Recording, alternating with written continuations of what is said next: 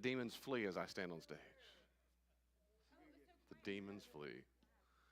Good morning. So we should be on live here pretty soon on Facebook. Just make sure we got some sound if y'all don't mind checking that out for me.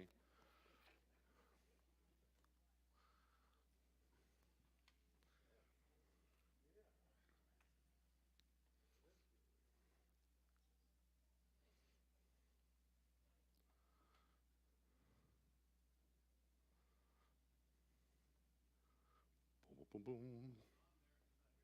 Not hearing yet? All right. Takes a couple minutes. Good. It's good to see y'all this morning. Good to see you. Glad to be seen. Yes. I was about to say my wife's parents, so my in-laws. Yep. Elaine's mom and dad and her brother Jackie. And so Jackie will, in fact, he'll pray this morning in the service. He's a lead pastor in Florida, in North Florida. He's youth pastor for about 100 years, and then for a long time, then he became the lead pastor of the church where he's at now. He's been there for a long time, probably 15, 20 years, I guess, at the same church as youth pastor and lead. And yeah, he's there. So he's here today, and that's good because Hayden graduates today. It's crazy. It's crazy. Today he walks. I'm too old for that. Elaine's not. I mean, she's, fits her perfectly, but. Tonight? Is it tonight? This afternoon, like at noon. I think it starts at noon, so. We got audio. I see. Thank you, buddy. Yeah, we're ready. We're excited about his graduation, but as he said, he's both nervous and excited to the next stage in his life. So I'm looking forward to it because I told him on Monday morning I was charged rent. I thought that was only fair. He didn't like that idea. But what's it? No, he doesn't work right now. But he's working. We talk about a summer job, so he's working on that or internships or whatever. But he's working on that. Becky said this morning, "Good morning." You didn't gather the sheet. Come on. That's right. No, I'm just waiting for 9 o'clock. So we got one more minute or 2 minutes. Becky said the Wall Street Journal is listening to me, and I said they should. I'm kidding. It's a thing on anxiety and praise of anxiety in the Wall Street Journal. Rather than suppress this misunderstood emotion, we need to understand its essential evolutionary role in motivating us to action. There we go. So there you go. And then it says, using anxiety to survive and thrive. It's a big deal. Anxiety, that is. Anxiety, that is. Good morning, parents.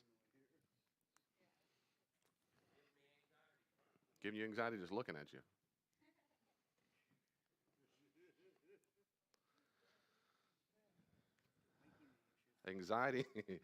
Anxiety is our friend. It's our protector. We have no reason to be afraid of anxiety. And you're like, yeah, I know. No, you don't believe it, or you wouldn't be anxious. You wouldn't be scared of anxiety. So we need to start believing that I want anxiety. I don't want to be afraid. I want to lean into it. I want to accept it. I want to allow it. That danger radar helps me live. So we've been covering several things. I'm not going to do a big review right now because I want to jump into the wounded child. But before we do that, any questions or comments about anything we've covered? Anything that's burning you want to chat about first? Anybody? Yes, ma'am. Okay.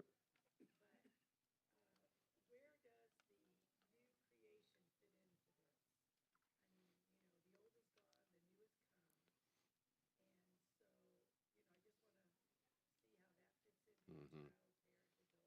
Mm-hmm.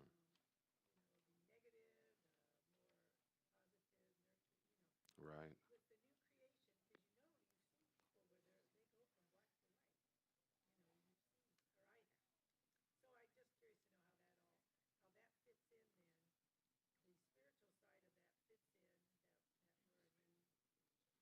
Good question. So how does it fit into transactional analysis, the parent-adult child?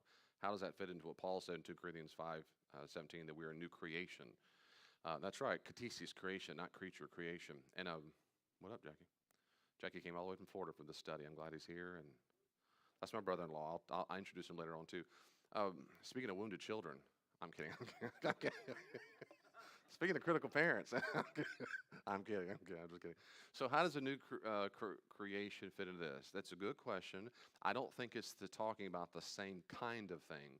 In my view, this is analyzing, and I have no problems for me using the word psychology, much like physiology. I don't think physiology is against the Bible, but I don't know the Bible tells me anything about how to heal a broken leg. So I will go to a person who's studied how the body works to tell me what's the best thing to do to help it heal. But in the Christian worldview, I would say I think God's all about healing. He's also about us using our gifts and being a good steward of our gifts to help people. I also think we have the moral duty to try to help people when we can. So there's a motivation and there's a worldview in which physical medicine occurs. I feel the same thing about mental medicine, and that is psychology. So I think people who study how humans behave and how we tend to think and feel and behave, we go to specialists, and so those people tell us it's usually how the human behaves. But in the Christian worldview, just like in the physical, I don't say my leg's broken. Well, who cares? You're an evolved chimp. At the Christian, I'd say I'm here. I want to help you. And the Christian worldview, I'd say I want to help you as well. So if we look at someone's inner world, their inner psychology, and think something is broken or wounded or sick, disease, and that kind of metaphor, then as the Christian, I would say I feel obligated when I can to help you. So there's a motivation that's a Christian worldview. The other thing is that's a big thing for me. That's one of the reasons why I do it. And when I'm as a pastor, I'm not. No, my job description doesn't ask me to do that at all. I do it because I feel Christian compulsion. So went to school for years and years and years because I felt if I had the gift to do it, I had to help. The other thing is what I find very helpful in the Christian worldview is what we'll talk about later on today as well, and we've been talking about already, which is beliefs. Beliefs. So when the Christian says things like, when I say things like that you ought to challenge your beliefs whether they're true or false or rational or irrational, any pagan can do that. That's fine. But in the Christian worldview, I think I know what's true. So when I say things like to my people I counsel, or including myself, you ought to say things like, I love you to yourself. I'm convinced in a Christian worldview that's correct. I think the God of the universe wants us to say that. Because I go to Mark 12:31, and of course Deuteronomy 6:5. Love your neighbor as you love yourself. And so he doesn't say hate yourself. And see, a lot of Christians think that. They think it's a false humility. If I say I love myself, that's bad and sinful. I just disagree with them based on Scripture. So that's where, for me as a Christian, beliefs are tied very much into what I think a Christian ought to say about themselves and others. So beliefs, and I find that rubber meets the road all the time in my own worldview, in my own life, psychology. The other thing is when it comes to belief and behavior about other people. So my beliefs I form about other people. So for example, a person who's not a Christian, they might say it's okay to have to them it's a rational belief that this certain color skin is going to hurt you. As a Christian, I go, no, that's not true. That's false. They're not worse off. They're not inferior. That's called racism, and racism is sin. So therefore, I'm going to challenge that belief. That's about other people. Does that make sense? So for me, beliefs really can make a big distinction. Sometimes they're similar. I can sit next to a Muslim and a Hindu, and we have some similar beliefs, and that's fine. But there'll be times where we do part ways. But anyway, from the Christian worldview. So for me, those are a few things. So but in the worldview, I think God wants us to be whole and healthy as much as possible. 2, I think we have the moral obligation to try to help others when we can. 3, I think Christian worldview helps us love ourselves. 4th, I think has to do with true beliefs that are based on a Christian worldview. So to say all that in a few words on my declaration, I say, I think about myself what God thinks about me. That's why I put that in there for studies like this. And you don't have to find any of that persuasive. You can all disagree, but I find that persuasive. Does that help at all? So new creation, you're right. I don't think I'm an old, dirty, rotten sinner who just sits around and thinks of the past. I'm nobody. I'd say I disagree. I think that's an irrational, false belief. That was true when you were a dirty, rotten sinner, but you're not now. So we need to change that belief. We need to change. And I counter that all the time with people, and they might disagree, and that's fine. But I tell them I disagree with them. When I hear in counseling, they say mean things about themselves.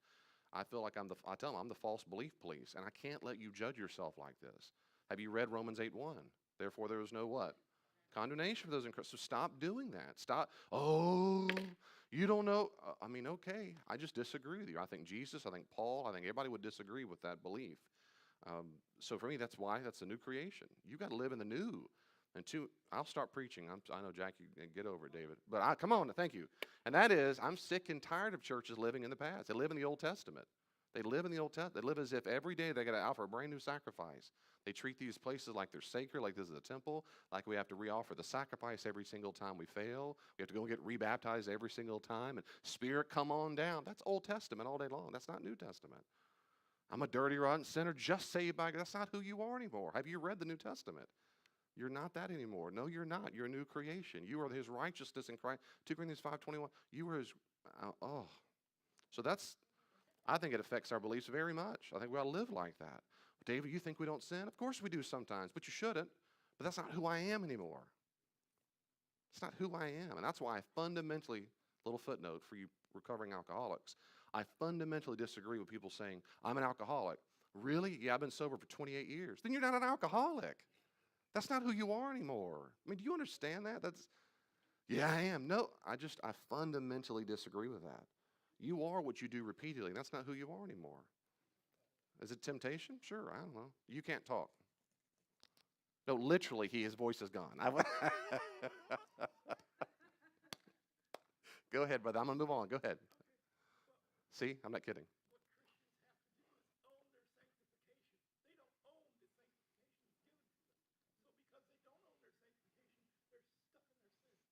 Own their sanctification. Yeah, we might have a discussion later about that term, sanctification. But yeah, I would say own who they are. Or as Paul would say in Ephesians, they are adopted by God. They're the child of God. Or Romans, yeah, I'm going for a long time. I got to go on because I'll get real bogged down. Which is a good thing to get bogged down on that topic because I'm a Christian and I think that's true. So I think that's true. So we are a new creation. Very good. Any other thing about that? Move on. That's good. I mean, that's the best I got. Okay. I gave you a quick Cliff's Notes on transactional analysis. Every single time we communicate to another human being, every time, whether it's verbal, text, email, it doesn't matter. Every time we communicate, Eric Byrne called that a transaction. So to analyze how we talk back and forth and communicate, he called that transactional analysis. And his key was to really learn how a person communicates in these patterns. He realized every single person reacts or responds or comes toward another human being from a particular conscious state, a set of pattern of beliefs and feelings and behaviors that we either got from our parents, that's taught, we take on a parental role, and you're not acting like your parent, and that minute you are your parent, which you really feel the first time you talk to your children, your literal children. You go, oh, it just came out like, that's exactly what my mom used to say. I haven't heard that in 28 years, and it just came out of me. And you know what I'm talking about? Have you felt that before? That's the classic example of the parent role, both nurturing and critical. The adult is the part of us that's constantly based on the moment. I have that on your chart here. There's one more handout on the table. If you forgot to bring yours or don't have it back at the table, feel free to get one. Or if you go on the website right now and go click Sermon Notes on the website or the app, Sermon Notes, you can see a digital version of the handout, Sermon Notes, hillchurchfamily.org. And then the child state is when you regress to the child. I thought about this the other day. It's a great example because I said this. It's right by your chart. To the left, it says the child is your emotional state. The second sentence, the third sentence says, when we are in the child ego state, we aren't just putting on an act, we are really being children. That's exactly right. So, for example, right now, if I said, David, act like a child, and I go, okay, go, you, I'm pretending to be a child. I might be an actor on a movie set, and they go, and they go, oh, they're rolling around on the ground. You're pretending to be a child. That's not an ego state. You're consciously deciding to pretend to be a child, which means your adult has decided to do a certain thing for a certain reason. But that's not what we're talking about. In these ego states, you are in the child state. It's called instantaneous regression. You are in your child like that when you're sad, angry, whatever. So on the bottom of that chart, bottom of page 5, the table 2, these are these descriptions, these adjectives of critical parent, nurturing parent, adult, free child, adaptive child. Okay. There's my quick review. Anything about that you want to talk about? Now, I've got a podcast on transactional analysis. I've got a little series I did on this. We can come back to that if you want to. But I wanted to focus on the wounded child for obvious reasons for the anxiety study. But is there anything about that you want to talk about? Okay, at the top of page 6, What I want to focus now is, since this is an anxiety study, on the wounded child. And so I have major bullet points if you're tracking with me. We learned true and false beliefs in childhood, and most of the beliefs in you right now came from childhood. Most of them did. Please let that sink in for a second. Just don't go too fast from that. Most of what you believe about people and the world you learned in childhood. Some within months of your existence. Some within years. Some you learned last week. But in general, most human beings learn what they believe. They say you're by the age of 6. Most of what you believe about the world is set. Whether it's safe or dangerous, whether people can be trusted or not, whether you can have an impact on the world. That's why rescuing parents, no. They teach kids they don't make a difference in the world, because no matter they make a mess, it all gets cleaned up. And that can just really mess them up forever. Helicopter parents can really injure their children emotionally. So your child ego state is full of beliefs that you learn from childhood experiences and from your caretakers. That's where you learn them. Your experiences, and then you believe certain things about what happened. I touched that red thing over there on the stove. I don't know what it's called, but I touched it and it hurt. And so I formed the belief that red things cause pain. Caretakers may have taught you that. You see this thing here? See it's red? Don't touch it. And you go, okay. Some of you rebellious children went, okay, and you wouldn't touch it anyway. Just like every one of you do at the restaurant. Don't touch the plate, it's hot. And you go, you can't tell what to do. I hear you, Dustin. Amen? No? Therefore, your child holds many false beliefs. Now, of course, they can be true beliefs. You hold a lot of true beliefs that you got in your childhood. You do. We all do. We all have true beliefs. We also have a lot of false beliefs. So that's where a lot of it came from. And that's why a lot of times you might feel a bit crazy or dumb, but you're not. You might be crazy, but you're probably not crazy or you're not dumb if you cannot remember where every one of your beliefs came from. That's because you have to remember something 20, 30, 50, 60 years ago. And sometimes you don't need to know where it came from. But in general, I tell you what, if you're with me, I'm going to say, tell me about your child, tell me about your parents, tell me about your grandparents. The odds are very high. Now, number 2, most parents aren't that good. Some of you can't, there you go. There's one person will say amen. Some of your parents just aren't. Now, you might not be able to, because of fear or shame or false beliefs, to admit that your parents failed you in some way. They might have tried their best, David. But imperfect people are imperfect what? Parents, period. Moreover, most parents had bad parents, and dysfunction passes down from family generation to family generation. I find this to be overwhelmingly common when I've counseled people for almost 20 years now. It is so difficult for people to admit that their parents weren't perfect. As soon as I ask, tell me about your mom or dad, the first thing that comes out of their mouth after they've noted something that happened badly as a child is, but they meant well, but they tried their best, and they worked so hard, and I go, that's wonderful. Did they do their best when they molested you? Did they do their best when they abandoned you?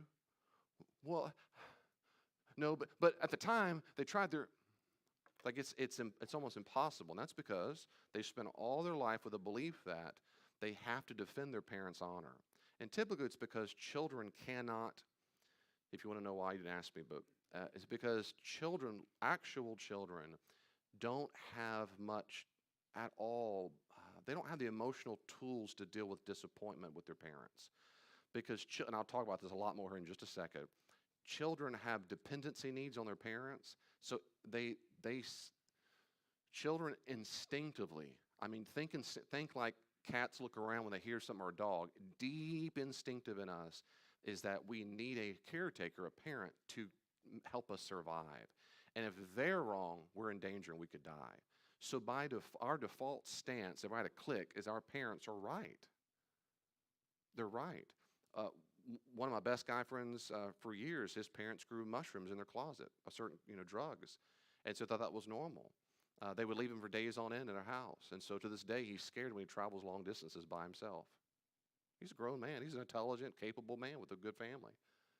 So if childhood affects that, when you're a kid, you think that's normal and that's right, as it were, and it changes the way you see the world.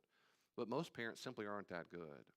And if I'm just saying this to encourage you, maybe some of you like this doesn't feel discouraging because you feel anxious just thinking about it. But I'm going to try and encourage you by saying your parents probably weren't that good. They just probably weren't. Why is that? Because they're not robots unless they were Jesus incarnate. They were human beings like you are. Are you perfect?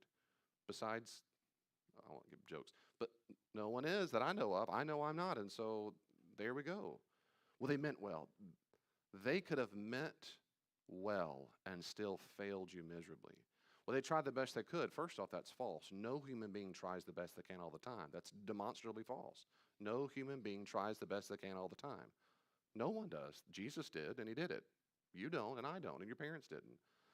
I say this because you need to, if you can't get to the point where you own that, a lot of the false beliefs you have in you right now, and sometimes unhealthy behavior you have in right now, is from a parent or caretaker, it'll be very difficult for you to heal. You will continue to own wounds or false beliefs that you don't need to own because they're not yours. You might have had a dad or a mom or an uncle who was very racist and they couldn't stand fill in the blank. And they made you a racist because every single time you watch the news, mom and dad said some smart aleck racist account. And you might like, yeah, part of me really thinks that too, but I know that's bad. But they tried their best. But that was racist. That was horrible. Yeah. But they tried it was their culture. That's racist. It's horrible. Yeah, but his dad was that way too. See, as soon as you start owning that is bad, and he taught me that, versus now I can never ever love my dad again. No, no, no. It just means and therapy works wonders. That's his belief, not mine. Mom thought that blank, blank, blank. Mom thought that. But I don't want to think that anymore. I don't want to think that anymore. You don't have to. And so this is oftentimes in my counseling, I will spend some time there. Not to beat up on parents, good heavens, just to own reality. Reality, as I became an adult, the old man I am years ago, I started loving the word reality. I want to hug it. Like what's real versus what I think it ought to have been or expect it to be. What's real? And the reality is they failed me in several ways. I've told my own children, half joking, but I'm serious. I've told them many times, I'm doing the best job I can and pay for your therapy. And they laugh. I go, I'm serious. Well, you're great, Dad. Thank you so much. But it's some way, in some way that I don't know of, it's some way, I don't know, some of my own dysfunctions, my own lack of character is rubbing off on you. And I don't like that. And nevertheless, I am most of the time doing the best I can, but that's not good enough because I'm not Jesus. It's not best. It's good enough that I can do, but the good enough I can do may not be best for you. You might grow up later and realize, I don't want to be like my dad in this regard or my mom in this way, hypothetically with her. And you go, great, and I'm going to encourage you. I remember when Hayden was real little, he was probably 6 years old or so, and 6, 7 years old, and he was in the truck or car where we were driving down the road, and he looked at me, he said, Daddy, what if when I grow up, I'm smarter than you are? And he had a little smirk like, ha ha. And I looked at him without skipping a beat. I looked at him and I said, I absolutely hope you are. And he went,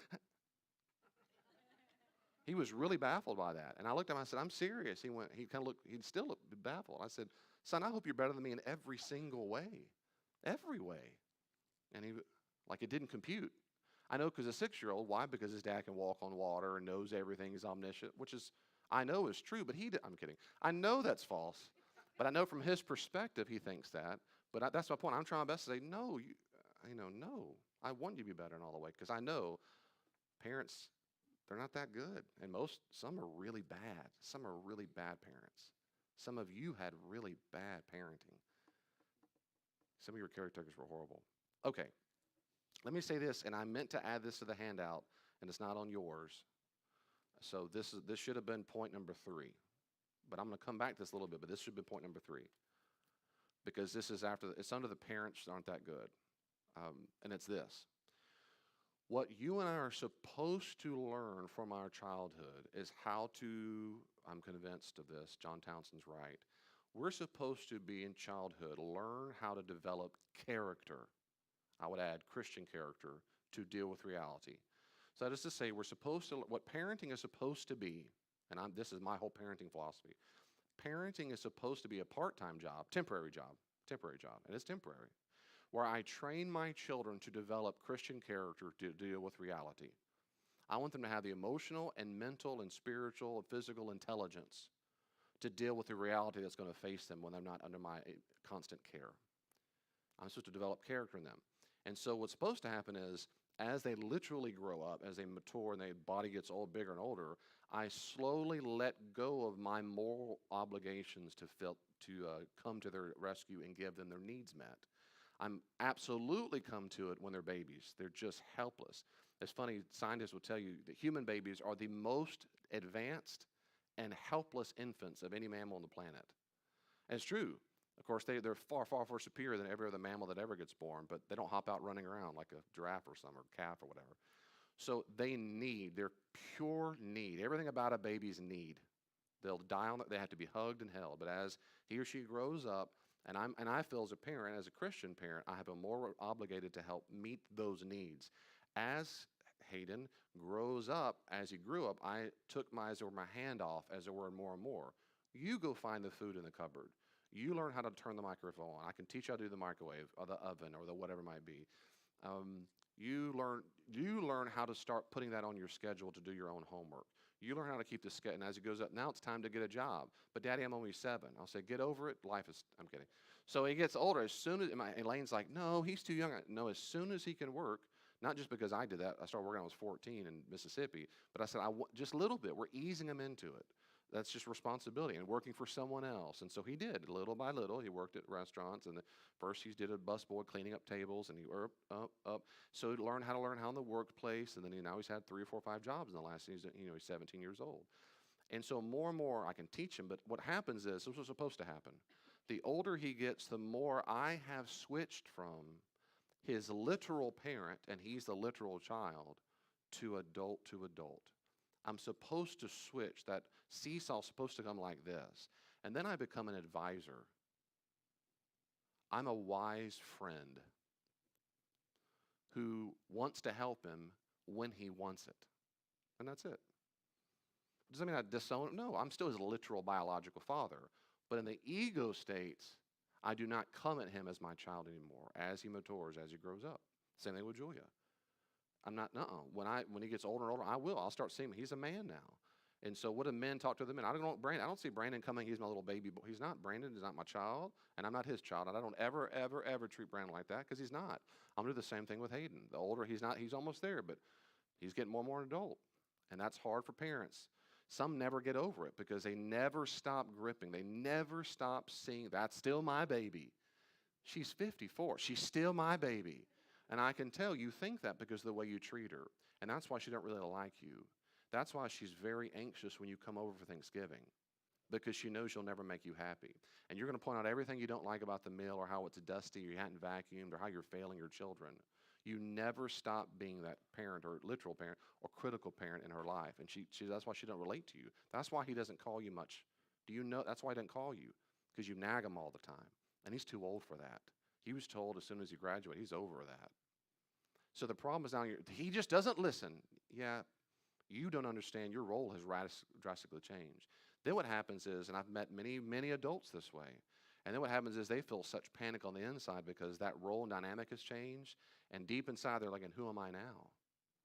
If my child doesn't listen to my advice and doesn't do what I say, my child state gets activated. And I'm like, well, then now who am I now? What am I to the world, to this child? Well, then what else to do? Just sit here and stare at them? They get mad about it. They don't know how to relate to someone as an adult. They only want to keep that parent-child relationship. And as the child wants to be an adult, the child will bucket and bucket and bucket. Thanks, Mom, but no, Mom. And eventually sometimes they just say the relationship just fades away because the child's like, I can't do this anymore. I'm a grown man now, a grown woman. I'm not supposed to do that anymore. So those dynamics happen. That's what's supposed to happen. That's one major dynamic of parent-child relationship. Another thing that's supposed to happen is we're supposed to learn as children. Let me say it this way. So as a child, I was supposed to learn how to gain more responsibility for myself. Now, I actually did that because my parents divorced, and my mom and I were on our own, and food stamps. I had to buck up real fast and work jobs and go to school nonstop, and I worked hard from 16 all the way to whatever. So I always had multiple jobs, went to school. No one gave me handouts. I mean, I worked my mom did too. We had 2 or 3 jobs. And so that was thrust upon me, as it were. I could have rebelled and say, forget this, I'm going off and doing drugs and go live in, Chicago, I don't care. Wherever, California, I can do whatever I want. But I chose with the Christians to say, no, let's do the right thing, work hard, God's going to provide. And he did. He did, praise God, he did. So that was thrust upon me. Some people don't have a thrust upon them. Okay, you're supposed to learn those skill sets and deal with reality. Some skill sets I didn't learn at all because I didn't have great parents. I had good parents, not great parents. And though they try their best, and I don't think all that stuff. I go, no, yeah, they're imperfect people. Another thing that's supposed to happen is not only do I gain responsibility for my own life, I'm supposed to start what we call internalizing beliefs that they have in me. I'm supposed to do that, but they're supposed to be true. They're supposed to be right and healthy. So, for example, and I'm going to give you a for example because we could spend a long time on this and I won't, because these are by far the two most common beliefs that you and I were supposed to internalize that most people didn't. So in my counseling experience, here are the top two. I love top lists because it saves time for me. So here are the top two things in my experience in counseling most people were supposed to learn internalize from parents they didn't get. And so they never got this skill set, this emotional intelligence. You ready for it? No extra charge for it. Big build up. It's this big a deal. It took me years of counseling and research to get this so simple. And I'll make it simpler. One has to do with the past and one has to do with the future. So in the past, when you were a literal child and you went up to your parents and you were sad about something that happened at school, happened earlier that day, happened 5 minutes ago or 5 months ago, what you're supposed to have learned is a nurturing parent was supposed to come to your rescue and say, I'm so very sorry. They were supposed to learn validation, that your feelings of sadness, regret, disappointment, hatred, which is just a feeling, or negative rage, those negative feelings, you were supposed to have received validation, that those emotions are real, that they matter, and I'm so very sorry you're feeling that. I have empathy for you. You matter to me, and your emotions matter to me, and that matters. It matters. Most of us learn the opposite, which we call in counseling discounting. You don't matter. Buck up. Shut up. What is wrong with you? I'll show you. So you want something to cry about? You don't know what my childhood was like. And that's called discounting. It's the exact opposite of what you and I are supposed to have learned. You're supposed to have learned validation. You matter, your emotion. Empathy, validation. And the process of that we're supposed to have learned, once we get validated, I'm so sorry you feel sad about that. So here, Jen, is what this is what you're supposed to have heard. I'm so sorry you're hurting. Can I help you grieve? Or you're already crying, go, I'm so sorry you're crying. I'm so proud of you for crying. Please keep doing it. I'm so proud of you. That's exactly what you're supposed to do. God designed us, back to worldview. God designed us to grieve. He's so proud of you. I'm proud of you. Keep crying and hugging you. There's a safety that's built up of the past. I'm sorry. I have empathy, validation, and grief. And then what's supposed to happen is that we do that because we have a lot of loss in childhood. My favorite weed fell down. We think it's a beautiful flower. It's a weed. Go get more. What are you crying about? There's 400 dandelions out there. And they feel so shame for, and then all we learn is to feel bad about negative emotions, how to buck up. You didn't learn how to buck up. I learned how to deal with it. No, you didn't. I learned how to get over it. No, you didn't. What you learned was denial. You learned denial. You learned that your feelings don't matter. And many of you, and probably in this still room, and I know people listening on my podcast, they absolutely struggle with this right now. This is again, the top two, they're tied. This is the number one thing that has to do with the past. Many of you in this room still do not know how to grieve to this day because in childhood, you did not internalize a nurturing parent voice that you were supposed to have internalized that you never received. You never heard, I'm so sorry, baby. One time, Hayden was in a football game. He played, and he was always almost always the shortest kid, almost always, because he came in the very last cutoff day. September 1 was the cutoff day. So, for example, he's 17, he's about to graduate. So every single grade, he's the youngest kid in the class, if that makes sense to you. So in football, he was always like, baby, I'm sorry. I know when you hit puberty, I'm telling you, you're going to be a little bit taller than Pappy. That's Glenn, his father-in-law. I'm teasing him. He's 5'4", 6". I said, baby, you're going to be taller. Trust me, you're going to, And he was, because he's just little. He's always younger. And then all of a sudden, he sprouted up. But he was on a football team early on, a game, and he couldn't get the ball. Something happened. He's big on defense. It dropped or something. He was really upset. And he wanted to have the big plays. And I'll never forget these. He has his football gear on and whatever, and we're sitting on the field, and I have my work clothes, khakis and whatever. It was through a private school where Elaine was the head of school. And the team clears off and then go. and they're all the game's over, and they lost the game, and Hayden comes over here and he's kind of, and Hayden was never a big crier. He was a little kid. He's never been that much, but I want to make jokes. But anyway, he's never been much, but we've always encouraged it. But he came around and he came near me. He just kind of threw his head in my stomach, and I just held him.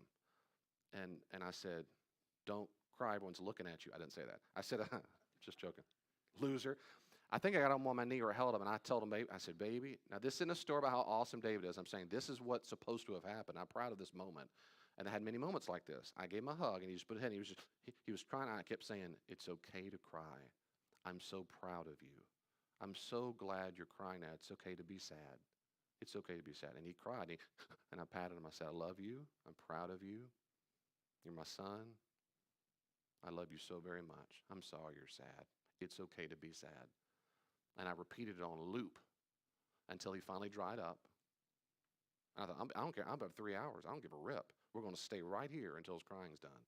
I don't care where. I don't care. I don't care if it's raining, pouring.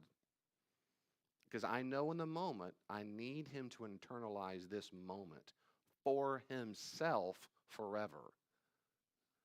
And after he tried up, and I waited, "Are you okay? Do you want to go on? Do you want to stay right here? We can stay here." He goes, "I'm okay."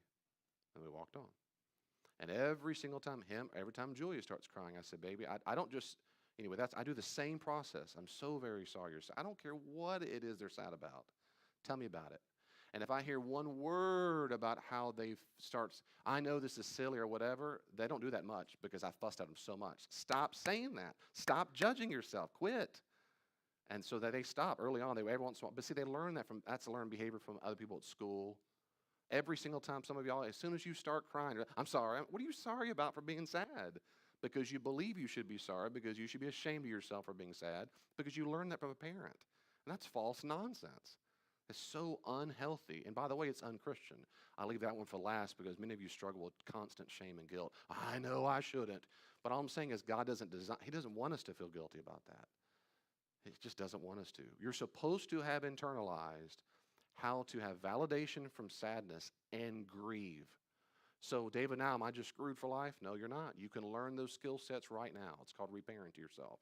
That's the main number one thing about the past. The main number one thing, the other thing we're supposed to have learned that most people didn't learn is about what to do with the future. You're supposed to have learned when you start getting scared about the future, anxious, or the word is worry. I start obsessing about what might happen. You were supposed to have heard a nurturing parent say, "I'm so sorry you're anxious, but you know what? I bet no matter what happens, you can handle it. No matter what happens, you can handle it. You are capable. You are capable. You're strong, you're smart, you're capable. Whatever it is, I bet you're going to handle it, whatever it is. I bet whatever it is, honey, you can make it through this." So let's think about this for a second, honey schnugger dumplings. What might happen if you didn't prepare for that test? "Well, I blah, blah." "Okay, then what?" "Well, I blah, blah." "Well, then what?" "I blah, blah." "Okay, would you die?" "No." "Would someone?" "No." "Well, what would happen?" "What's the worst case scenario?" "Well, I guess the worst case scenario is they would just laugh at me." "And you think the kids would get over it?"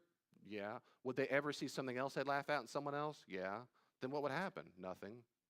You help them process those fears and realize at the end of all these fears, guess what? It's still themselves going, "I can handle that. If that's the worst case scenario, I can handle that."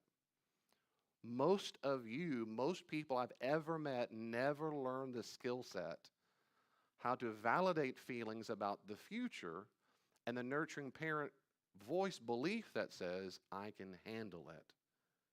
And then the capacity to the problem solve, the problem, if that happened, I would do this. If that happened, I would do this. If that happened, I would do this. And that's why so many people cannot grieve and so many people worry all the time. They never learn that capacity. Your parents, if they failed you in one of these areas right now, today, on whatever today's date is, the 15th, I'm telling you, at some level you struggle with this. And so let's work backwards. If you have a hard time crying or grieving or feeling sorry or empathy for yourself, I'm telling you, your parents taught you incorrectly. They failed you here. If it makes you mad when someone says, "I'm sorry, don't have pity on me," I guarantee your parents failed you. What is wrong with pity? Have you read the New Testament? Pity, of course you should have pity on people. That makes me sad and it makes me angry. It makes me angry that so many people are hurting so badly because someone taught them false nonsense. It makes me angry for them. It makes me angry for you. It makes me angry for me that little wounded children still never learn that. It just makes me angry. Son of David, have mercy on me. Mark 10, mercy, pity, compassion. Yes, we are supposed to have that. What's going to happen tomorrow? Well, I don't know what's going to, and then I'm going to freak out, and then blah, blah. Oh, baby, I'm so very sorry. I bet you can handle that, though. Many of you struggle with worry. You just obsess up all the time about, but if I don't get that job, and if I don't get that so-and-so, and because your parents failed you. They just failed you. You were supposed to have learned that you can handle it, because you can. David, you think it's just me alone and not Jesus? No, no, no, no. I'm not talking about theological. Of course it's you and Jesus, of course. What I mean is, you can make it. You have the resilience that God will give you to survive that thing you're scared of. Unless you're actually going to be killed. And that's the case, he's got you anyway. Because we all die. Now, I'm going to pause there. Let you take a deep breath. Would you like to say anything about this? Any question or comments about that? Yes, Miss Bonnie. Good. Is there a difference between handling it and dealing with it? I know what you mean by that because we've met, and so I don't think so. And I would ask the person, what do you mean by that? What do you mean by that? So when I use the word, it's a very good question. Seriously. So if I ever say the word deal, I usually don't say deal with it. And the reason I tend to prefer the word, and this isn't like a sin, I'm just saying I prefer to use the word process it. Because in my experience, deal with it, handle it has a negative connotation of shame. Like buck up. Now, that's my background. Maybe that's not your background. Maybe you go, no, I think process when I think deal. Then we just deal with language. So I prefer to use the word process the feelings than I would deal with the feelings. That's me. Working through it.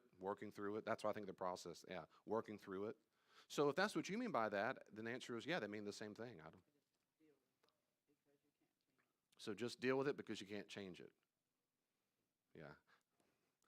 I would still say I prefer to use the word anytime. Well, also, even the way you said it, like deal with it, you shook your head because even like the body language tells me, it suggests to me that you don't mean process it and go through the emotions and allow the grief to come out. And if there's any hint of that, then I would say that I disagree because that's what healthy people process those emotions. We don't want to stuff it. We don't want to deny it. We don't want to make fun of it. We don't want to have shame about it. Ever. Ever. Yes, sir. Thank you for that, Bonnie. You're a proud crybaby. But I know how to box. Good. You're a crying boxer. Good. Yeah, it took me years to get better at crying. I'm much better now. It took me practice. And I tell people in counseling, I tell them exactly what I did to get better at it. Yeah, thank you. Yeah, and a boxer. He does box. So don't make fun of him. He'll cry and he'll punch you. I'm kidding. Anybody else? Anybody else? Does this resonate with anybody in the room, what I'm talking about? The capacity, I see some nodding heads. Yeah.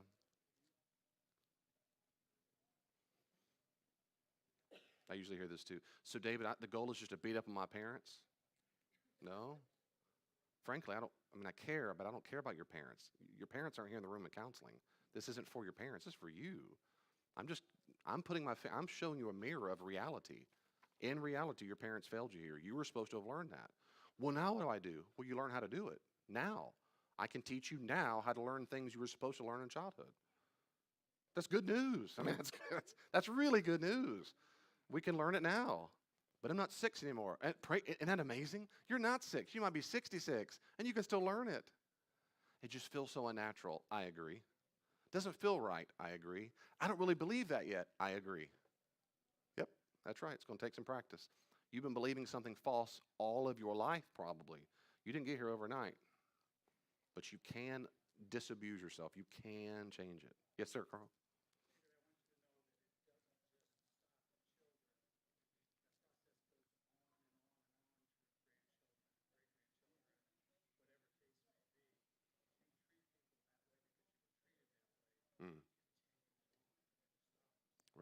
So it doesn't just affect having those beliefs or false beliefs doesn't just affect your children, it can affect your grandchildren, right? Anybody you then parent.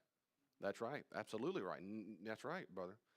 Nieces, nephews, we pass down that dysfunction. The benefit of the doubt is people don't mean to. Most people are simply ignorant. They don't realize what's even going on. They've never once read a book on themselves ever. They don't know anything about beliefs or child, and so they just pass down.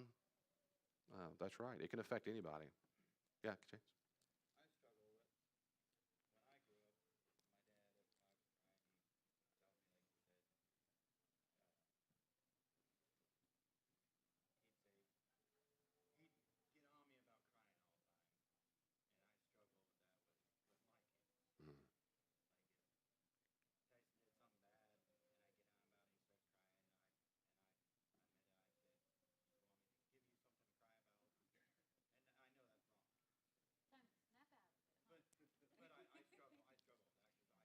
I understand. Thank you for that. So I struggle with that because your dad taught you if there's some problem, snap out of it, get over it, and so forth. And you, and your older brother, I, and you're the opposite, which is let's cry. Come here, baby. Yeah, that's right. That's right. You're the nurturing parent. That's right.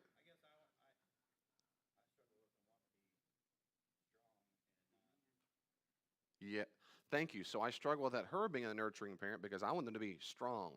To which, if we were meeting a one-on-one, but this is great. Thank you so much for sharing this. This is fantastic. To which I would say is, I really disagree with your definition of strong. I define strength psychologically and resilience, the capacity to keep going even when you don't want to. So it involves courage, but it's more like the Greek word long suffering. The capacity to get back up when you fail, the capacity to get back up and get going. Because you've processed the emotions to say, boy, that was horrible, but I made it. That's strength to me. Strength is not denial. Because all we're doing is teaching people that we should feel ashamed for the sadness. It does not stop us from being sad. That's so, I've said it over, I'll keep saying that because all that is teaching us and teaching our children when we say that is, you should be ashamed of yourself for being needy and sad right now. It doesn't make them go, okay, I'm not sad anymore. No, they just stuff it and feel ashamed for it. But God designed us to feel sad, which means you'll feel sadness forever. They'll just never let it come out because they feel so ashamed. They hear their dad and their voice going, buck up, get over it. You know, I'll show you some African starving kids. And they'll just, yeah. They're children in this world. They go hungry all the time. Well, mail it to them. Yeah. So we could, so literal parents in this room who are like literal, we have literal children like to have Hayden and Joy. I'm an actual parent. Well, what if you've blown it? Own it as quickly as you can. Confess that to them as fast as you can. I mean, today, call them. I blew it. I realize now, and if you don't realize this, you disagree, then you won't do this. But if you do, you own it as quickly as possible. I blew it. I realize now, no, Dad, it's okay. You tried your best. Please let me finish. I was wrong that I ever said this to you or behaved this way towards you. That was unhealthy. That was wrong. It was the best I knew at the time, but what I knew was incorrect, and I should not have passed it down. I'm very sorry. The exact opposite is true. You have every right to feel ... I'm sorry that I taught you how to worry. I was always fussing about so-and-so, what might happen. That was wrong with me. That was unhealthy. I'm sorry I did that. At the time, I didn't know better. I do know better now, and it's never going to happen again. You're never going to have those words from my mouth again. That's all we can do is the best we can in the moment with the knowledge we have. That's it. Take care of this right now, I would. Literal parents do because why? Because every second you're building character. And they're listening very carefully and they're watching very carefully. Every second, all the time.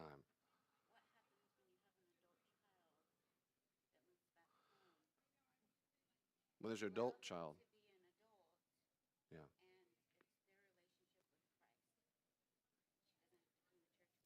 Yeah. Well, we're out of time now. Maybe after we can chat, only because I think the internet probably just cut off. But when there's an adult child, I still would confess the way I felt. And